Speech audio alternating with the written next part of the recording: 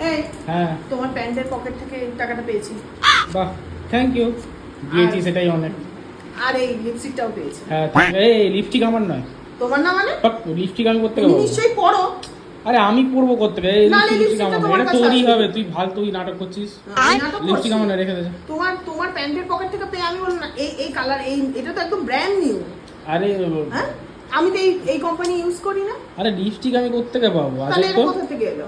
এটা তো আমার নয়। আরে আমি জানি না ভাই, এটা তোরই হবে। তুমি জানো না? হ্যাঁ, নিজেকে কি আরে সত্যবাদী যুধিষ্ঠির মনে করো? হ্যাঁ, আমি সত্যবাদী যুধিষ্ঠির কেন হতে যাবো? এটা আমার নয় ভাই, সত্যি তাহলে এটা বলছি। কার? তুমি না তুই পড়ো। রাগ, এটা ফেলিস না, না, রেখে দে। ফেলবো কেন? এটা তো নতুন, এটা তো দেখেই বোঝা যাচ্ছে।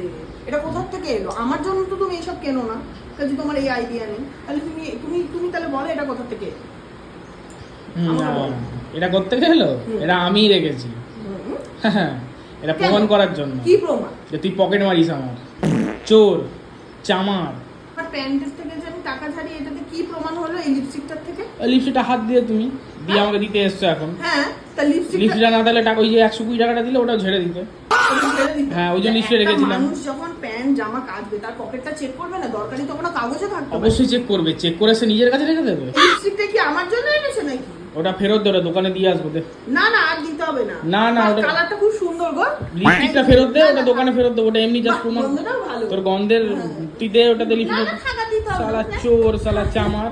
হ্যাঁ, अरे देवा, ये गड़बड़ है बाबा।